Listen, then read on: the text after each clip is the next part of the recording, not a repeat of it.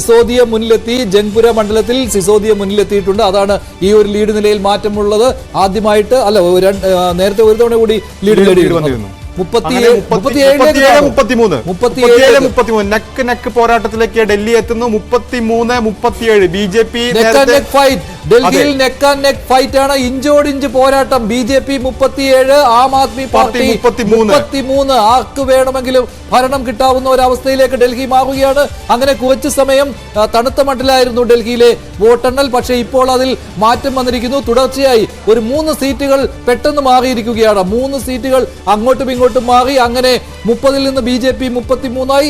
40-ൽ നിന്ന് ആം ആദ്മി പാർട്ടി 33 ആകുന്നു. 40-ൽ നിന്ന് BJP 37ലേക്ക് താഴുന്നു.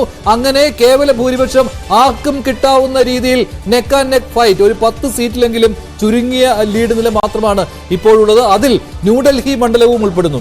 അരവിന്ദ് കെജ്രിവാളിന്റെ ന്യൂഡൽഹി മണ്ഡലത്തിലെ വോട്ട് ജഗ്പുര സിസോദിയുടെ മണ്ഡലവും അങ്ങനെ തന്നെയാണ്. അങ്ങനെ നെക്ക് ആൻഡ് നെക്ക് ഫൈറ്റിലെ കാര്യങ്ങൾ പോവുകയാണ്. കോൺഗ്രസിന്റെ കാര്യത്തിൽ ഒന്നും പറയാനില്ല. കാരണം 0 സീറ്റുകൾ മാത്രമാണ്. വീണ്ടും മാറിയിരിക്കുന്നു. 38-32. വീണ്ടും നെക്കായിക്കൊണ്ടിരിക്കുകയാണ് ഡൽഹിയിലെ സാഹചര്യം. അതായത് നേരത്തെ 43 വരെ ഒരു ഘട്ടത്തിൽ BJP പോയിരുന്നെങ്കിൽ BJP ഇപ്പോൾ 37 വരെ ചുരുങ്ങുന്ന സാഹചര്യത്തിലേക്ക് എത്തിയിരിക്കുന്നു. ഇപ്പോൾ അത് വീണ്ടും സിസോദിയുടെ ലീഡ് ഇപ്പോൾ 2234ലേക്ക് ഉയർന്നിട്ടുണ്ട്. അപ്പോൾ സിസോദി ലീഡ് ഉയർത്തിക്കൊണ്ടിരിക്കുകയാണ്. സിസോദി ഒരു കംഫർട്ടബിൾ മാർജിനിലേക്ക് പോകുന്നു എന്ന് വേണം കണക്കാക്കാൻ. കാരണം ഒരു ഘട്ടത്തിൽ ആദ്യഘട്ടത്തിൽ അദ്ദേഹം പുറകിലായിരുന്നെങ്കിൽ ഇപ്പോൾ 2000 വോട്ടിലേക്ക് ലീഡ് പോകുന്നു എന്ന് പറയുമ്പോൾ ആം ആദ്മി പാർട്ടിക്ക് ശക്തി കേന്ദ്രങ്ങളായ ചില പ്രദേശങ്ങളെങ്കിലും വോട്ട് എണ്ണുന്നുണ്ടാകണം.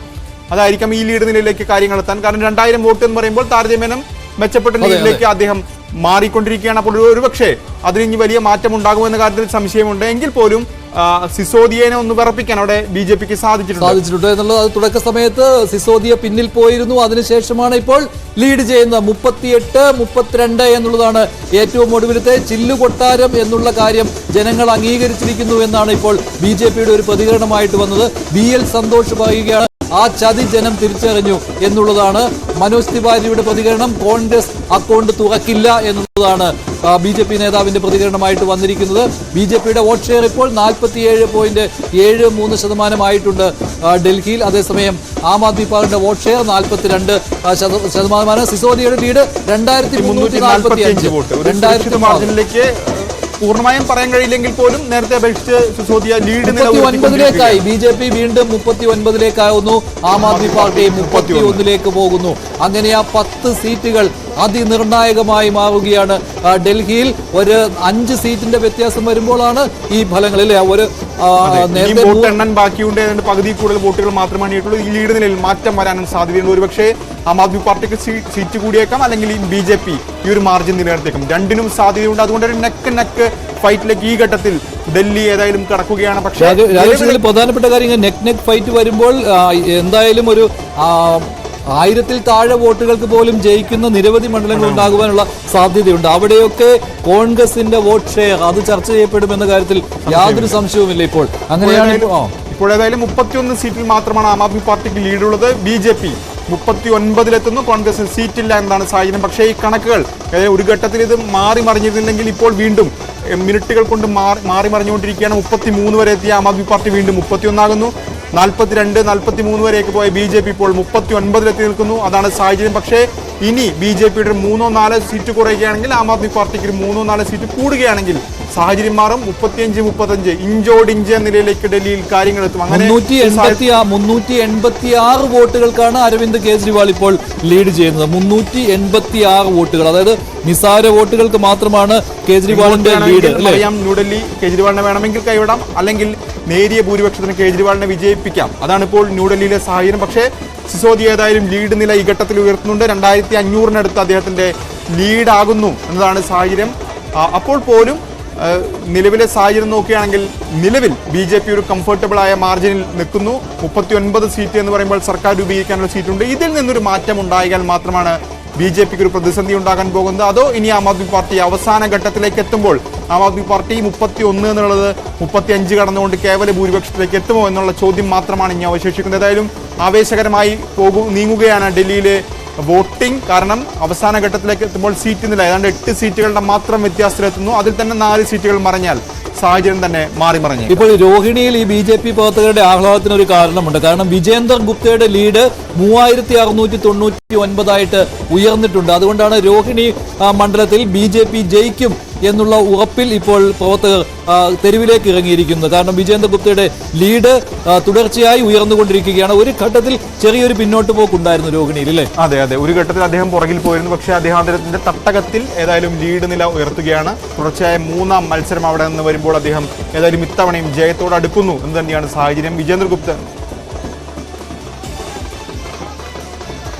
ഏതായാലും മാജിക് വാളുമായി ഇപ്പോൾ കിരൺ ബാബു കൂടി ചേരുന്നുണ്ട്. ഏതൊക്കെ മേഖലകളിലാണ് ഈ വോട്ട് നില മാറി മറിയുന്നതിന്റെ സൂചന കിരൺ ബാബു നൽകും? കിരൺ.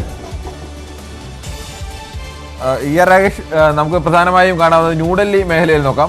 ന്യൂഡൽഹി മേഖലയിലേക്ക് നേരത്തെ നമ്മൾ കണ്ടതാണ്. ആ സമയത്തെല്ലാം BJPക്ക് ഒരു വലിയ മുന്നേറ്റമുണ്ടായിരുന്നു. ഈ 40 സീറ്റ് എന്ന് പറയുന്ന ന്യൂഡൽഹി സീറ്റിലടക്കം കെജ്രിവാൾ പിന്നിൽ നിൽക്കുന്ന അവസ്ഥയായിരുന്നു. പക്ഷേ പതിയെ ആ നഗര കേന്ദ്രീകൃത സ്ഥലത്ത് അല്ലെങ്കിൽ നഗരത്തിലെ ഏറ്റവും ഹൃദയഭാഗത്ത് എന്നൊക്കെ പറയാവുന്ന സ്ഥലങ്ങളിൽ ആം ആദ്മി പാർട്ടിയുടെ പഴയ ശക്തി പൂർണ്ണമായും നഷ്ടപ്പെട്ടിട്ടില്ല. അവിടെയൊക്കെ ആം ആദ്മി പാർട്ടിക്ക് വീണ്ടും ശക്തി ഉണ്ട് എന്ന് തെളിയിക്കുന്ന രീതിയിൽ തന്നെയാണ്.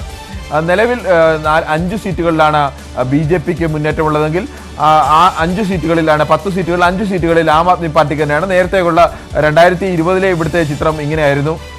ഇതായിരുന്നു 2020 ചിത്രം. 2020 ഈ സ്ഥലത്ത് പൂർണ്ണമായും 10 സീറ്റുകളിലും ആം ആദ്മി പാർട്ടിയായിരുന്നു. പക്ഷേ നേരത്തെ വോട്ടെണ്ണലിന്റെ തുടക്കഘട്ടത്തിലൊക്കെ വന്നപ്പോൾ ന്യൂഡൽഹി സീറ്റിലടക്കം എന്നാൽ ഏറ്റവും കെജ്രിവാൾ കഴിഞ്ഞ തവണ 21,000 വോട്ടിനും അതിന് മുമ്പിൽ തവണ 31,000 വോട്ടിനും അതിനു മുമ്പ് ഷീലാ ദീക്ഷിത്തിനെ 15 വർഷം ഭരിച്ച മുഖ്യമന്ത്രിയെ 25,000 വോട്ടിനും ഒക്കെ പരാജയപ്പെടുത്തിയ ന്യൂഡൽഹി എന്ന് പറയുന്ന കെജ്രിവാളിന്റെ ഏറ്റവും വലിയ തട്ടകത്തിൽ കെജ്രിവാളിന് ഏറ്റവും കൂടുതൽ ആരാധകർ എന്നൊക്കെ പറയാവുന്ന രീതിയിൽ ആളുകളൊക്കെ ഉള്ള സ്ഥലത്ത് അടക്കമാണ് കെജ്രിവാൾ പിന്നാക്കം പോയത്. അതിന്റെ സമാനമായ രീതിയിലേക്ക് പലരും മറ്റ് മണ്ഡലങ്ങളുമൊക്കെ ഈ പിന്നാക്കാവസ്ഥ ഉണ്ടായിരുന്നു. പക്ഷേ അതിപ്പോൾ ഒരു പരിധി വരെ തിരിച്ചു പിടിക്കുന്നു. അല്ലെങ്കിൽ ഇപ്പോൾ ആ നെക്ക് ടു നെക്ക് ഫൈറ്റിലേക്ക് വരാനുള്ള പ്രധാനപ്പെട്ട കാരണം ഈ ന്യൂഡൽഹി മേഖലയിൽ 5-5 എന്ന തരത്തിലേക്ക് വന്നിരിക്കുന്നു. നേരത്തെ ഇത് ഈ 10 സീറ്റുകളിൽ 8 സീറ്റിലും മുന്നേറിയിരുന്നത് BJP ആണെങ്കിൽ ഇപ്പോൾ അത് 5-5 എന്ന അവസ്ഥയിലേക്ക് വന്നിരുന്നു.